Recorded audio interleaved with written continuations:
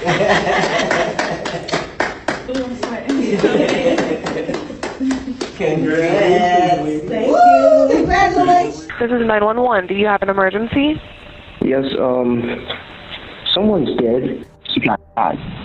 She got shot in the head?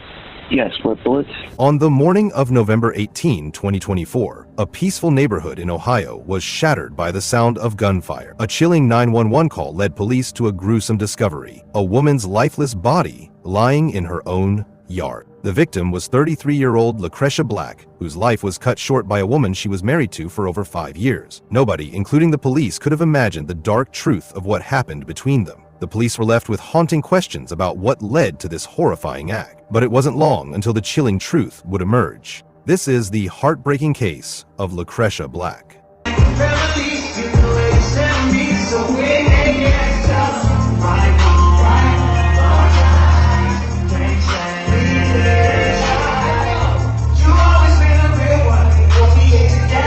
Before we begin, we would like to extend our deepest condolences to the family and friends of Lucretia, as well as everyone affected by this tragedy. Lucretia's story starts in Springfield Township, Ohio, a quiet suburban town that was generally peaceful and the crime was rare. But this peace would be shaken by the brutal scene that would fall upon Lucretia. Lucretia was born on August 31, 1991 in Cincinnati, Ohio. While details about her early life and family background were not publicly disclosed, one thing was certain: she was someone who was deeply loved by those around her. She was also known for her ability to bring people together, whether through her humor, kindness, or unwavering support for those she cared about. With that, Lucretia was able to build strong connections with anyone she meets, whether friends, colleagues, or family. Lucretia was someone to leave a lasting impact through her kindness and resilience. As a 33-year-old woman, Lucretia had a whole life ahead of her. She was passionate about making the most of every opportunity, always looking forward to what was next. And so filled with dreams, she was a hardworking woman. In 2017, she worked at an airport where she was known for her warm and welcoming personality. But all of this would change when she met a woman who would alter her fate forever. In 2019, Lucretia started to form a relationship with the 42-year-old Teria Denise Brown. At first, Teria appeared to be someone stable, someone with life experience, maturity, and the potential to build a future with Lucretia. And Teria was not without her past. She had 3 beautiful children from a previous relationship that ended. Teria's children, Kevon, Mumu, and Elijah, were aged 23, 21, and 8, and she often portrayed herself as a devoted mother to these children who prioritized her family above all else. Teria would frequently share posts about her kids, expressing how much they meant to her, and appeared to be loving. For others, being with a single mother would have been a problem, but for Lucretia, it was a sign of responsibility and commitment. She believed that Teria's experience as a mother made her a dependable and caring partner, and so she fell in love. As their relationship grew, they spent more time together, blending their lives and attending family gatherings. Lucretia embraced Teria's children as her own, forming bonds that made their family seem whole. Lucretia blended into Teria's family with no problem, as she lived her life with them. This would often be seen in social media, especially Facebook, where they both shared moments of joy, parties, vacations, and celebrations. They were inseparable. What they had was a depiction of a promising love story. On December 3, 2023, after nearly 4 years of being together, Lucretia and Teria officially tied the knot and got married. In name, one in aim. In one we trust in happy destiny. Congratulations, you can now kiss your partner. Thank you. Ooh, I'm sweating. Congrats. Thank you. Congratulations.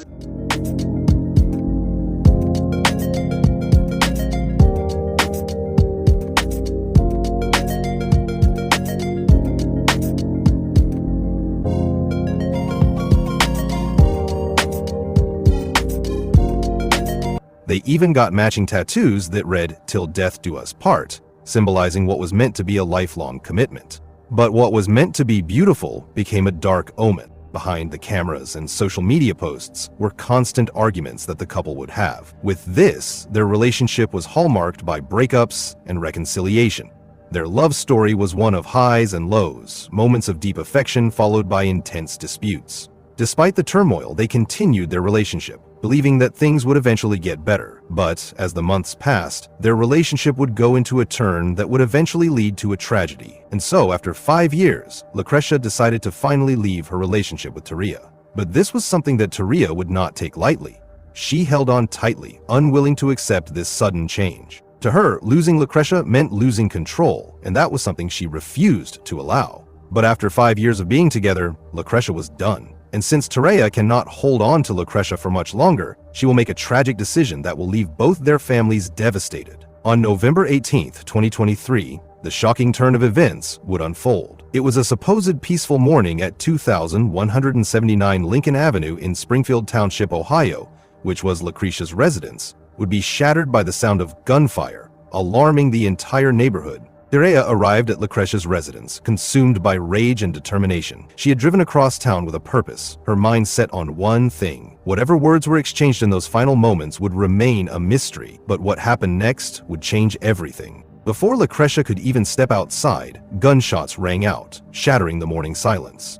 Bullets were shot through the door, which was a violent foreshadowing of the events that would follow. And the moment Lucretia opened the door, Taria fired again, and this time the bullets hit Lucretia in the head. Betrayed by the woman she once loved, Lucretia fell down her porch. In an instant, the life of a woman so full of love and resilience was stolen away, leaving behind nothing but devastation. The entire commotion startled the neighbors. As they rushed to their windows, they witnessed the horrifying scene. Lucretia lay motionless outside her home, suffering from multiple gunshot wounds. This was when the harrowing 911 call was made by a man who was with Lucretia that morning. The first shot was when the door was closed. The second shot was when the door was open and the shot been made and she fell down to the ground. Is there children there? Yes, there's 2. Where's the other one? There should have been 3. They were just out there. So one is at school. The other Right. one is upstairs. When the police arrived at the scene, they found the unresponsive Lucretia, her life gone before the paramedics could even intervene. Right then and there, she was pronounced dead on sight, leaving family, friends, and neighbors in shock. Following some breaking news not related to traffic here this morning. Yeah, so we're following this out of Springfield Township after we got reports of a woman who had been found after being shot, or I should say she was found with a gunshot wound. Our Taylor Davis live on the scene with what we know. Taylor, I know that you're just kind of now getting on the scene a few minutes ago, but what have you learned? Well, we just learned from police here minutes ago that this unfortunately is a fatal event. Now, I want you guys to take a look because it's a very active scene right now. You can see where officers are here canvassing the area. You also see where they have this yellow caution tape blocking the entrance and blocking that area where they are doing their investigation at this time. So we're kind of seeing them walking in and out of one of those buildings there they have blocked off. Now, what we learned here from Springfield Township Police is that one woman is dead after a gunshot wound to the head. Now, police arrived here just after 7 a.m. Now, this is at a housing complex here on Lincoln Avenue. Now, like I said, police are still investigating, so they haven't released anything more about this victim or if they are looking for a suspect at this time. But I did have a chance to speak to a neighbor who said he unfortunately heard the shots fired here when they happened. Now, us just standing here, it seems like such a very, very quiet neighborhood. So to that neighbor, this was shocking that this happened. But like I said, At this point, the police had yet to confirm the identity of the shooter, but whispers of suspicion had already begun to spread. Some had seen a familiar car fleeing the scene, while others stood frozen, unable to process the horror that had just occurred. Radio traffic between dispatchers and police made it sound as if they knew of the suspect and victim before the incident this morning. It sounds like they both knew each other. I spoke with a neighbor who says she's lived in this condo complex since 2017 and never witnessed anything like this. All my neighbors are just peaceful. Everybody, nobody argues or anything. So like it's just shocking because nothing happened over here. Nothing. So it's crazy. As investigators worked to piece together the events of that morning, one name kept surfacing, and soon Taria Brown became the focus of a statewide manhunt. Meanwhile, Taria had already fled the crime scene, crossing to another state. She escaped in a dark-colored 2014 Chevrolet Cruze, leaving behind the devastation she had caused. The vehicle she drove away with, which had been a familiar sight in Lucretia's driveway, was now a key piece of evidence in a homicide investigation. But the series of tragic events would not end with the death of Lucretia, because another tragedy was about to occur. As the news of the shooting spread, law enforcement launched a statewide search, determined to track her down before more tragedy could unfold. For officers, the urgency was clear. This was a woman on the run, unpredictable and armed. If she had already taken one life, there was no telling what she might do next. What the police did not know was it was only the beginning. Just 2 hours after the brutal crime at Springfield Township, the Indiana State Police spotted Terea on Interstate 65 in Clinton County, Indiana, and when they attempted to pull her over, Terea refused to stop.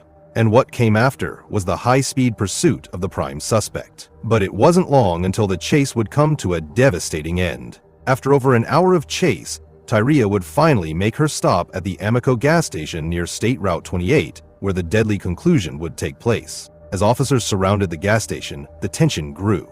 Terea, however, never stepped out of the dark-colored Chevrolet Cruze that had carried her across state lines.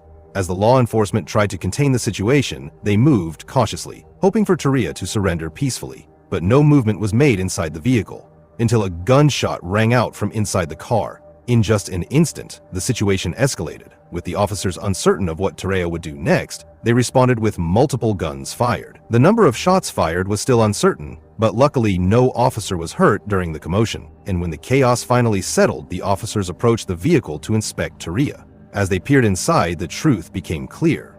What they found was her motionless body in the driver's seat and the gun that was responsible for the fate of 2 people.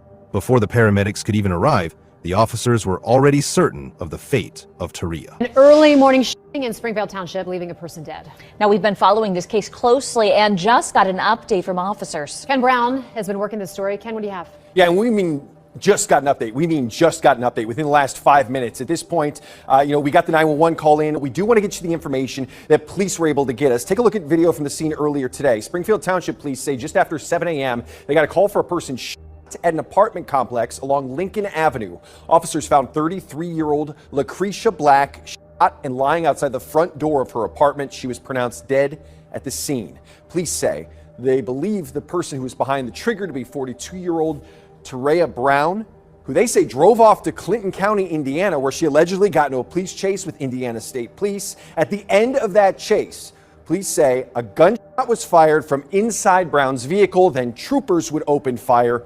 Terea Brown was killed in that gunfire. So, a lot of questions still to ask here. Was that directed at officers? What exactly transpired after that chase ended? We're going to continue to ask those questions, continue to gather information, and bring you the very latest. It remained unclear whether she had fired at the officers or she did the deed of taking her own life before they returned the fire. She was pronounced dead on the scene, just like Lucretia, who also lay dead 150 miles away. And with that, the pursuit had ended. But the devastation it left behind was irreversible. In just a span of hours, 2 lives were lost, one to a senseless act of violence, the other to a desperate attempt to escape its consequences. So neighbors say they heard gunshots ring out just before 7 o'clock this morning. And since then, what transpired over the next few hours actually crossed state lines and have left the community shaken. This is 911. Do you have an emergency? Yes, someone's dead. Springfield Township police officers called to a home on Lincoln Avenue after reports of a shooting. The victim, 33-year-old Lucretia Black, was found dead outside the front door of her home. She got shot. She got shot in the head? Yes, with bullets. Police identified the suspect as 42-year-old Terea Brown, saying she fled the scene before officers got there. A broadcast went out to try and locate her. Subject went in for questioning in a homicide that occurred in Springfield Township. That's when troopers found her more than 150 miles away in Clinton County, Indiana. Brown led Indiana State Police on a chase. When the pursuit ended at a gas station, a shot was fired inside Brown's car, followed by shots fired by troopers on scene. Brown died at the scene. We had people from here, from Clinton County, Tippecanoe County, Boone County, so agencies from all around came to assist with this, and we appreciate their quick response to assist our officers. That can sometimes be in an area that not a lot of other agencies are around, so we appreciate all the assistance from the surrounding agencies. No troopers were injured. Meanwhile, neighbors in Springfield Township are left shaken by the news. Shocked, surprised. It don't happen up here. And now grieving this sudden loss and the horrific events that followed. Now, police have not said how the victim or the suspect knew each other, but they are asking anyone with information on either incident here in Ohio or in Indiana to come forward. As investigators pieced together the events of that morning, their focus shifted beyond just the crime scenes. Looking through everything, they eventually found the relationship between Lucretia and Terea, shedding light on the reason for this tragedy. Witnesses were interviewed, friends and family were questioned, and past incidents between Lacreche and Terea were carefully examined. And with every piece of evidence that came, a clearer picture began to emerge. They knocked on the door and told me that it was a bullet hole in my window. A traumatizing Monday morning. Linda Sales says she looked outside of her Springfield Township apartment to see police officers and crime tape, then realized someone shot and killed her neighbor, Lucretia Black, just feet from her door, and one of those bullets hit her back window. It's so blessed and lucky that I was sleeping, that I was in the back. I'm so thankful that my grandkids weren't here, because that's the area where they play, eat, and spend their time. Minutes earlier, 911, do you have an emergency? Yes, someone's dead. A 911 call from a man who was with Black. Who is this person to you? A friend? She's like a caretaker to me. At the time, the man who called wasn't sure who shot her. Okay, do you know of her? Like, have you seen her before, or was she just a stranger? I saw her a couple of times. We found out through Hamilton County court records, Lucretia Black and the suspect 42-year-old Terea Brown were married. One friend of Black described their relationship to WCPO 9 News as on again, off again, and the two would fight often. About 2.5 hours later, after the fatal shooting in Springfield Township, another shooting, this time between Brown and Indiana State Police on I-65 in Clinton County. ISP said troopers tried to stop Brown on the interstate, but said she never stopped, and during the chase, fired at troopers from her car. Troopers shot back at her. SWAT was also called and discovered Brown dead in her car. Indiana State Police said they recovered a gun from Brown's car, but they didn't make it clear if she died from shots by state troopers. The turbulence in their relationship, the struggles behind closed doors, and the emotional weight both women carried had all been leading up to this moment. Back in Springfield Township grief, friends and family of both women struggled to make sense of what had happened. The community that was once peaceful and quiet is now bearing the tragedy that unfolded in a matter of hours. In the days that followed, another detail would emerge, one that would allow the authorities to grasp the dark reality behind the tragedy. But it wasn't just Lucretia's family and friends that were left reeling and devastated. On social media, Terea's daughter, Mumu, also expressed her grief, while ultimately defending her beloved mother.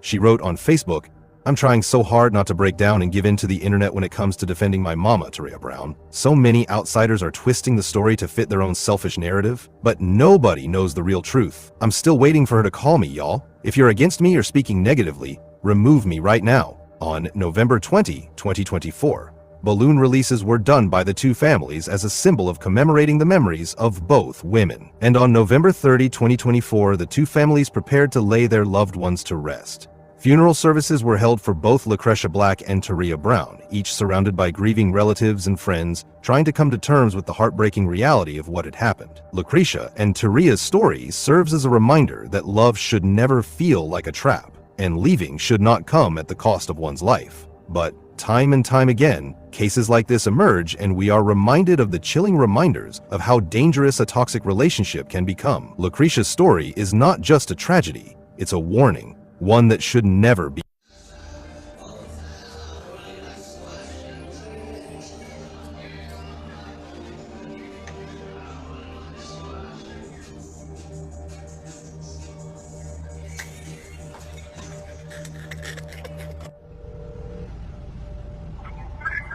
I knew it all along, you son of a bitch, and I'm finna beat your Don't play with me. I seen that my own eyes, and I'm finna dust this. And I mean that, you been lying, ho. You a liar. And I'm finna beat you now, bitch. Don't ever hang up when I'm yelling. Don't ever hang up.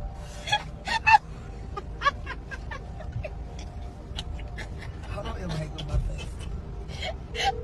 She ain't finna answer me. She know. By the evening of November 16, 2022, the unthinkable happened. A woman was found fatally wounded inside her Atlanta home, her youngest child standing only a few feet away. The house she had dreamed of, the life she had built brick by brick, had become the stage for her final moments. This was Cornisha Butler, a young mother of 4 who was shot in the face by her wife after Cornisha finally told her the harsh truth that she was not ready to hear. Cameras caught the terrifying incident unfolding with the gun in the killer's hands. She had done everything right, at least everything she thought she could. Police reports, restraining orders, repeated calls for help. Time after time, she tried to shield herself and her children from danger. But the very system designed to protect her moved too slowly, and in the end, it was too late. But as the police dug deep into the investigation, they discovered that this wasn't just a crime, it was the explosion of years of escalating abuse, ignored warnings, and missed opportunities to intervene. This was the life and death of Cornisha Butler.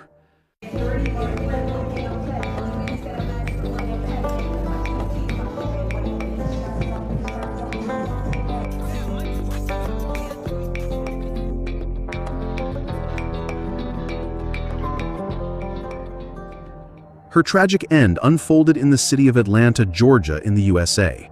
The city pulses with vibrant culture, lush urban parks, colorful street art, historic architecture, and a dynamic mix of long-standing locals, creative souls, and bustling young professionals. But in 2022, the city's beauty was shadowed by a troubling rise in violent crime. Homicides surged to levels not seen in decades, and robberies and car theft became a growing concern, leaving many residents both proud of their city's vibrancy and uneasy about its safety. But Cornisha was not always in this city. She had been born elsewhere. Cornisha Butler was born and raised in Memphis, Tennessee. From an early age, she carried a strong sense of independence and determination. Friends described her as magnetic, the kind of person who walked into a room and instantly drew attention with her laughter and warmth. Family called her the glue that held everyone together, the one who could ease tension with a joke or brighten any gathering with her presence. But behind that charisma was also grit. Life didn't hand her anything easily. She became a mother at a young age, and while many might have struggled to balance responsibility with ambition, Cornisha thrived. Her 4 children, 3 daughters and 1 son, became her driving force. Everything she pursued, every late-night hustle and early morning sacrifice was for them.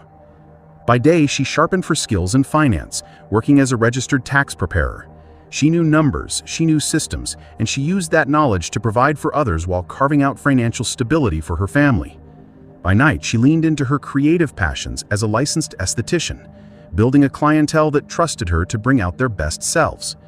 For Cornisha, the dual careers weren't just jobs, they were stepping stones to freedom. But even more than work, she dreamed of building something lasting.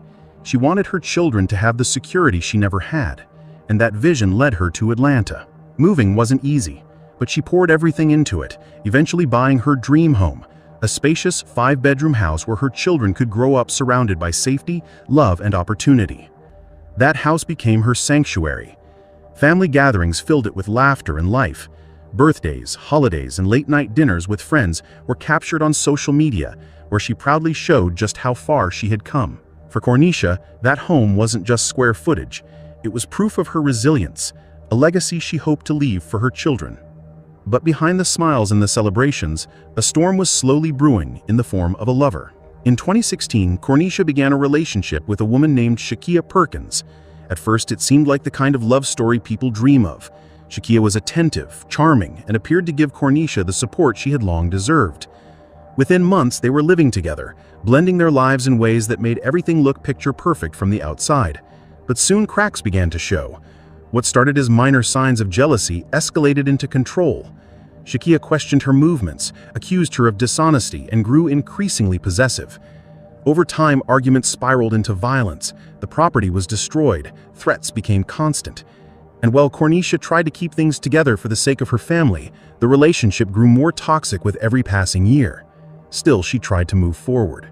She filed reports, sought restraining orders, and even distanced herself from Shakia more than once. But each time she pushed back, the retaliation grew worse. Friends noticed her withdrawing from social gatherings. The family noticed the fear in her voice. What once looked like love was now a cage tightening around her. And even as she tried to separate herself, the cycle of abuse refused to end. By late 2021, the violence escalated to shocking new levels. There were police reports from September 2021 describing how Shakia had rammed Cornisha's car on the road, attempting to push her off and then striking her vehicle again. Days later, another report detailed how she forced her way into Cornisha's home, damaging the doorframe in a jealous rage. Later that same month, fire investigators responded to a blaze at Cornisha's home. 2 of her vehicles, including her cherished pink Mercedes-Benz, were destroyed, and flames licked dangerously close to the house itself. Investigators labeled it arson, and suspicion immediately fell on Shakia. Then came the threats. Cornisha received chilling text messages that spelled out precisely what she intended to do. In one, she made a very bold claim. She told Cornisha she would soon be dead and that she didn't care if it landed her in prison. In another, she made it clear she was aiming for first degree, not second. These weren't vague outbursts, they were detailed roadmaps of intent. Fires, threats, stalking, each incident was more disturbing than the last. Police intervened multiple times, arrests were made. But time and time again, bond was granted and Shakia returned to the streets. Despite repeated restraining orders and clear patterns of danger, the cycle continued unchecked. Cornisha fought to protect herself, but she was up against more than just one person. She was battling a system that treated escalating abuse as isolated events rather than pieces of the same terrifying puzzle. 13 times she called for help. 13 times she asked for protection. Each time the response was too slow, too weak, or too temporary. Still, she clung to hope and tried to live her life. She decorated her new home for the holidays, planning to host Thanksgiving with her children for the very first time. She wanted to show them that despite everything, joy could still exist, but the peace she longed for was about to be shattered. On November 16, 2022, danger arrived at her front door. Neighbors later recalled hearing the commotion, but nothing could prepare them for what was happening inside. Cornisha and Shakia were wrapped up in a heated argument. Cornisha was done with the toxic relationship, but Shakia was not going to let go so easily. As emotions got high and heated, something in Shakia snapped and she turned to leave. But the fight was only taking a dangerous turn. Instead of walking away from the argument, camera footage caught her going into her car to retrieve a gun, which she took back in with her. She was determined to end the arguments and fighting once and for all. It did not matter that Cornisha's youngest child was home that day, resting nearby. Shakia raised the gun at Cornisha and made a decision. Moments later, gunshots rang out. When the first 911 call came in just after 6 p.m., dispatchers relayed urgent reports of gunfire inside a home. Within minutes, patrol cars raced down neighborhood streets, sirens echoing against the quiet backdrop of family homes preparing for the holidays. Officers arrived to find a scene no one could forget. The front door stood partially open, and a neighbor was waiting outside, pointing towards the house with fear in their eyes. Inside, the silence was heavy, broken only by the cries of a child. There, on the living room floor, lay 29-year-old Cornisha Butler, struck multiple times at close range. Blood pooled beneath her, her holiday decorations still glowing in the background, a chilling contrast between life's celebration and her gory death. First responders attempted RPR, but the injuries were catastrophic. Cornisha was pronounced dead on the scene. Her youngest child, only a toddler, was pulled from the house, physically unharmed, but forever changed by what they had witnessed. But the horror didn't stop with what they saw. Detectives immediately noticed signs pointing to a premeditated act. This wasn't a burglary gone wrong or a random attack. This was targeted, intimate, and deeply personal. As investigators canvassed the neighborhood, multiple residents stepped forward. One neighbor described seeing a vehicle circling earlier in the evening, moving slowly, parking for long stretches as if waiting for something. Others said that they had heard voices raised inside the home, followed by the sharp cracks of gunfire. Meanwhile, forensic teams scoured the house. Shell casings were recovered, confirming the weapon used was a 9mm handgun. Security cameras from surrounding homes and street corners were pulled for review. Every angle mattered. Every second of footage could reveal the suspect's movements. It didn't take long for the pieces to fall into place. Cornisha's family members quickly confirmed what police already feared, that the likely suspect was her estranged partner, Shakia Perkins. And as investigators dug deeper, a disturbing picture began to emerge. For South Fulton detectives, this was not the first time they had seen Shakia's name attached to reports involving Cornisha. In fact, they discovered a trail of violence stretching back over a year. There were police reports from September 2021 describing how Shakia's violent, obsessive, and controlling behavior towards Cornisha. She tried to run Cornisha off the road in her car. And this all happened within months of this incident. Also, there was an incident where she set Cornisha's car, she had a Jeep, set her car on fire in the driveway. But despite all of this, despite restraining orders and repeated arrests, court documents showed that judges had allowed her out on bond. At the time of the murder, she was still facing pending charges for assault, property damage, and arson. Yet she was free to walk the streets, but now they had a prime suspect. Detectives working the scene on November 16 knew immediately who they were looking for. An all-points bulletin was issued for Shakia Perkins. Units spread out across Fulton County, while the homicide team began tracing her digital footprint. Cell phone data quickly became the key. Her device pinged towers near the crime scene that evening, placing her in the area at the exact time of the shooting. Minutes later, the signal traveled across town, stopping at an apartment complex tied to her sister. Then the police made their move. By 10:30 that night, the South Fulton Tactical Unit had the building surrounded. Officers moved quietly, positioning themselves at entry points while negotiators prepared to make contact. The atmosphere was tense. This was an armed suspect who had just demonstrated she was capable of extreme violence. But when the door opened, the reality was far different. Shakia did not fight. She surrendered without resistance, hands raised, her demeanor shifting between sobbing hysteria and chilling calm. Body camera footage later revealed her muttering, fragmented phrases. She mumbled statements that seemed to absolve herself of blame, as if she believed she had no choice. Then, inside her vehicle, parked nearby, investigators found the evidence that tied everything together. A 9mm handgun, the same caliber used in the killing. A notebook with details of Cornisha's daily schedule and routines. And on her phone, a draft message never sent. "It's done now. You can't leave me again."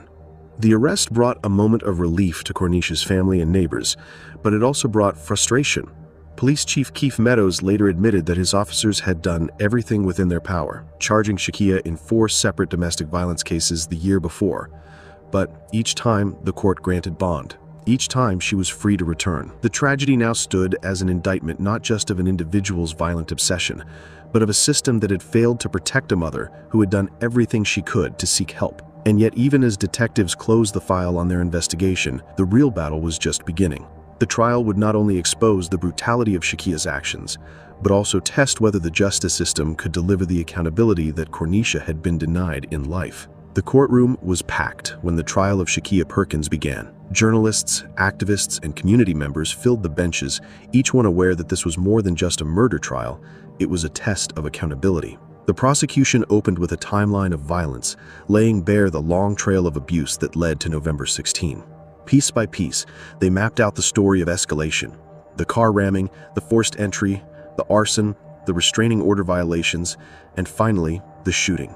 Every piece of evidence was presented with precision. Forensic experts confirmed that shell casings at the crime scene matched the 9mm recovered from Shakia's car. Cell tower records placed her near Cornisha's home at the time of the killing. And then came the most haunting evidence of all, the text messages where she had promised that one day Cornisha would be dead.